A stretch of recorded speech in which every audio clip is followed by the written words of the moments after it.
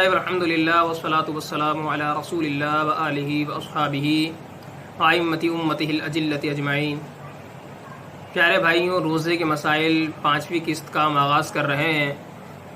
گزشتہ قسطوں میں جس طرح ہمارے پاس سوالات ہوا کرتے تھے روزے سے متعلق اور اس کے جوابات ہم قرآن و حدیث کے مطابق دیا کرتے تھے، تو آج بھی چند سوالات ہمارے پاس ہیں جن کے جوابات انشاءاللہ قرآن و حدیث کے مطابق ہم دیں گے۔ تو پہلا سوال یہاں پر یہ ہے کہ کیا انجیکشن اور ڈرپ لگانے سے روزہ ٹوٹ جاتا ہے؟ انجیکشن کے حوالے سے علماء میں مختلف اقوال ہیں۔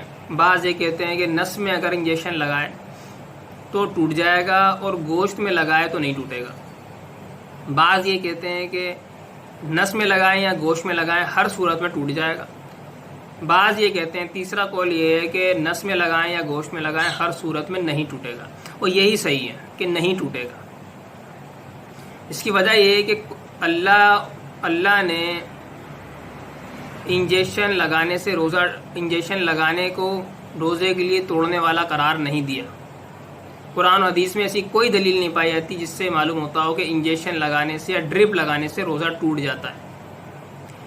اور جتنی بھی چیزیں اس بات اس حوالے سے بیان ہوئی ہیں کہ یہ فلاں چیز روزے کو توڑ دیتی ہے نصوص میں، تو یہ خلاف قیاس ہے۔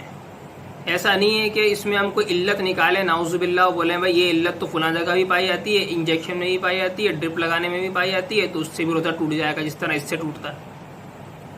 کھانے سے روزہ ٹوٹ جاتا ہے تو اب بولے کہ انجیکشن میں بھی تو طاقت دی جاتی ہے تو اس میں بھی روزہ ٹوٹ جاتا ہے، کیونکہ یہاں پر کھانا کھانے میں بھی طاقت حاصل ہوتی ہے، تو یوں تو روزہ ٹوٹتا ہے تو انجیکشن میں بھی روزہ ٹوٹ جائے گا۔ تو یہ کیا ساریاں نہیں چلتی۔ وجہ اس کی یہ ہے کہ کھانے پینے وغیرہ سے روزہ ٹوٹ جاتا ہے، یہ خود خلاف قیاس ہے۔ جیسے کہ ری خارج ہونے سے روزہ وضو ٹوٹ جاتا ہے، تو اب یہ خلاف قیاس ہے۔ عقل تو کہتی ہے کہ وضو کس طرح ٹوٹتا ہے؟ آپ نے تو 4 اعضاء دھوئے تھے، ان 4 اعضاء پہ تو کوئی گند نہیں لگی، کوئی ناپاکی نہیں لگی، تو ان کو دوبارہ کیوں دھونا پڑے گا؟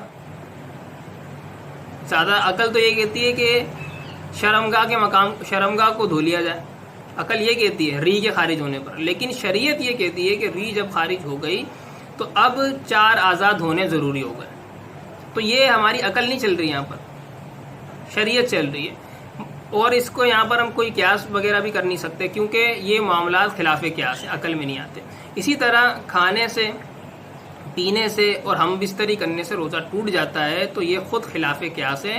اس پر قیاس کر کے ہم یہ نہیں کہہ سکتے اس میں کوئی علت نکال لیں اور یہ بولیں کہ انجیکشن لگانے میں بھی وہی علت پائی جاتی ہے، ڈرپ میں بھی وہی علت پائی جاتی ہے، اسی وجہ سے روزہ ٹوٹ جائے گا۔ نعوذ باللہ، یہ غلط ہے۔ دوسرا سوال یہ کہ کیا روزے میں آنکھ کے اندر یا ناک میں دوا ڈال سکتے ہیں یا نہیں؟ جواب یہ بالکل ڈال سکتے ہیں، اس میں کوئی حرج نہیں ہے، اور بلا وجہ تو نہیں ڈالنا چاہیے۔ بعض لوگ ایسے ہی شہد ڈالتے ہیں اور ناک میں، تو اگر کوئی ضرورت ہے تو ڈال سکتے ہیں، ورنہ نہ ڈالنا چاہیے، بہتر یہ کہ نہ ڈالیں۔ تیسرا سوال، روزے کی حالت میں سخت پیاس لگے تو کیا کریں؟ یہ بڑا ایشو ہے۔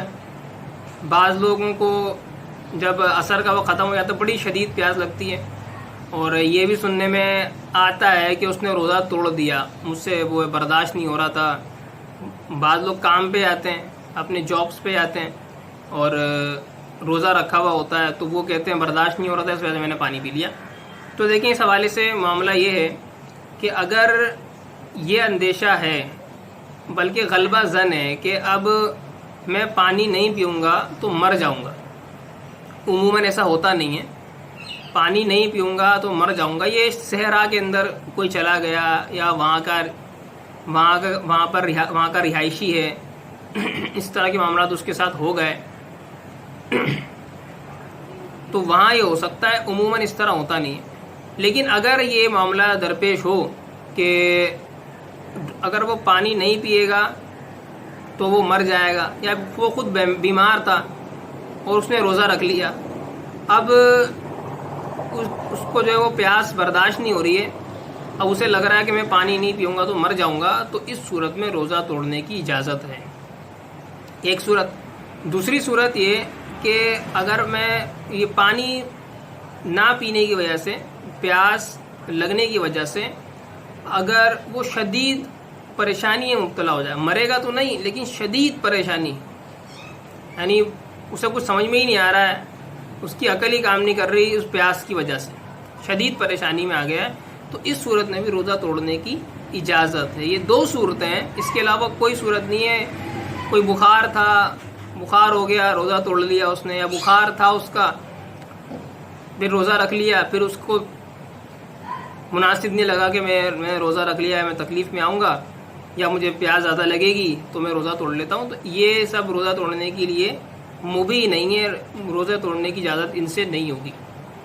شدید پیاس لگے کہ وہ پیاس کی وجہ سے اس کو چیز کچھ سمجھ میں ہی نہیں آ رہا ہے، یا مر جائے گا اگر پانی نہیں پیے گا، تو اس صورت میں روزہ توڑنے کی اجازت ہے۔ وآخر دعوانا ان الحمد